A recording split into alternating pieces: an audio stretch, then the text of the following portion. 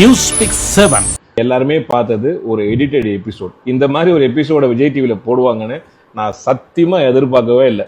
நான் ரொம்ப பிஸியாக எங்களுடைய வீட்டு திருமண விழாவில் இருந்தேன்.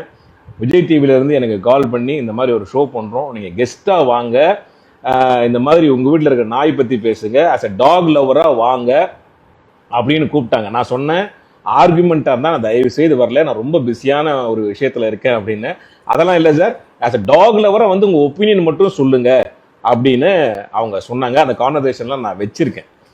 ஓகே, ஆனால் அங்கே போனால் என்னை சரியாக பேசவே விடலை.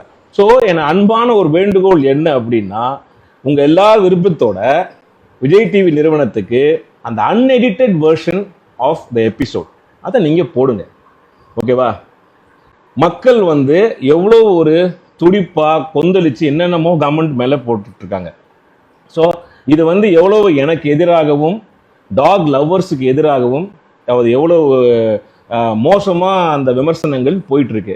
ஆக்சுவலாக நான் நிகழ்ச்சிக்கு வந்ததுக்கான முதன்மை காரணம் நான் வந்து டாக் மேலே வச்சிருக்கிற அன்பும் பற்றும் தான் முதல் காரணம். ரெண்டாவது, இந்த மாதிரியான ஒரு சென்சேஷனல் இஷ்யூ போயிட்டு இருக்கும்போது டாக் ஹேட்டர்ஸுக்கும் சரி டாக் லவ்வர்ஸ்க்கும் சரி பொதுவாக இந்த சமுதாயத்துக்கு நம்ம இந்த விஷயத்துல ஒரு தீர்வு கிடைக்கும் அப்படின்ற ஒரு நம்பிக்கையில தான், அதுவும் கோபியுடைய ஷோ அப்படின்னு நம்பிக்கையில தான் நான் வந்து என்னோட நேரத்தை ஒதுக்கி அந்த இடைப்பட்ட நேரத்துல வந்து அந்த நிகழ்ச்சிக்கு வந்து, அது எல்லாருக்குமே தெரியும். அவங்க ஆச்சரியமே கேட்டாங்க, என்ன சார் வீட்டில் கல்யாணம் வச்சுட்டு நீங்க வந்தீங்களா நாய்க்காக அப்படிலாம் கேட்டாங்க.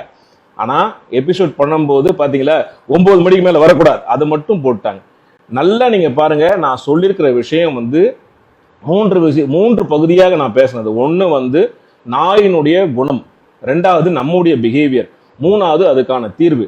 அந்த தீர்வையும் நம்முடைய பிஹேவியரையும் சொன்னதை வந்து அவங்க போடவே இல்லை. 9 மணிக்கு மேல நாய்க்கு தெரியாது நீ நல்லவனா கெட்டவனா அப்படின்னு, அது டெரிட்டரியில மார்க் பண்ணி வச்சிருக்கோம். வந்தா கொலைக்கும் கடிக்கும் புது ஆள் வந்தா அப்படின்றத தான் நாங்க பதிவு பண்ணேன்.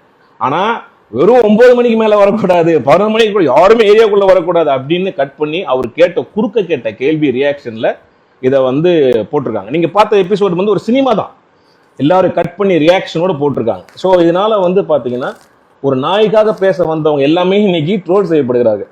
இந்த நிகழ்ச்சியை பார்த்தீங்கன்னா rich versus poor, haters versus lovers அப்படி ஆகி போச்சு. அந்த மாதிரி ஒரு டிபேட் நிகழ்ச்சி இருக்கக்கூடாதுன்னு தான் என்னோட தாழ்மையான ஒரு ஒப்பீனியன்.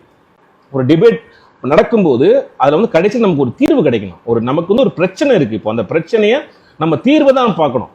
அதை பார்க்காம இந்த நிகழ்ச்சி இந்த மாதிரி ஒரு சென்சேஷனுக்காகவும் ஒரு டிஆர்பிக்காகவும் இந்த நிகழ்ச்சி வந்து நடந்திருக்கும் போது எனக்கு ரொம்ப எனக்கு பார்த்தீங்கன்னா ஒரு மன உளைச்சல தான் இருக்கு. மக்கள் நீங்க வந்து தயவு செய்து புரிஞ்சிக்க வேண்டியது என்னன்னா, இந்த மாதிரியான ஒரு நிகழ்ச்சி ஒரு என்டர்டெயின்மெண்ட்டுக்காக கட் பண்ணி ஒரு சென்சேஷனல் இஷ்யூவை வந்து என்டர்டெயின்மெண்ட்டுக்காக பண்ணி மக்களிடையே இந்த மாதிரி ஒரு வன்முறையை தூண்டுறாங்களோ அப்படின்றது எனக்கு ஒரு பெரிய சந்தேகத்துக்கான ஒரு விஷயமா இருக்குது. அதனால இதெல்லாம் வந்து நீங்க பார்க்காம நீங்க வந்து அதே கமெண்ட்ல அதே போடுங்க, விஜய் டிவிக்கு கேளுங்க, கோபி சார்ட்டே கேளுங்க, அன்எடிட்டட் வெர்ஷனை தயவு செய்து போட சொல்லுங்க.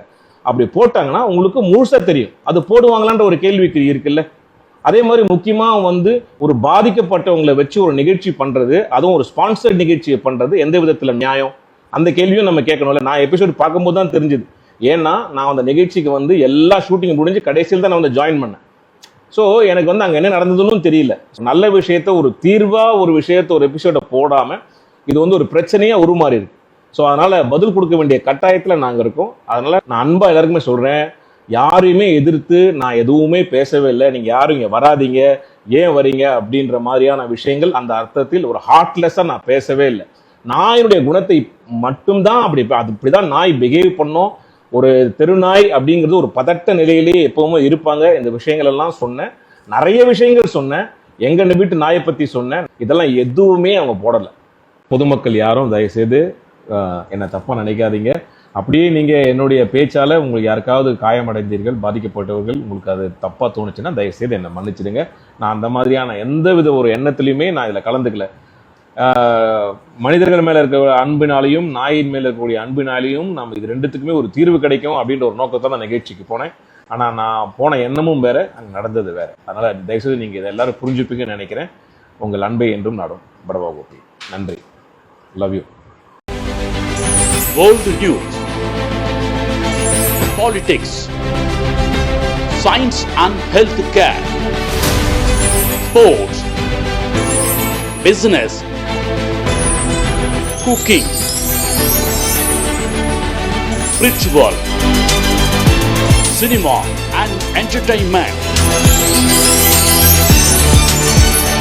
Newspeak 7 around you.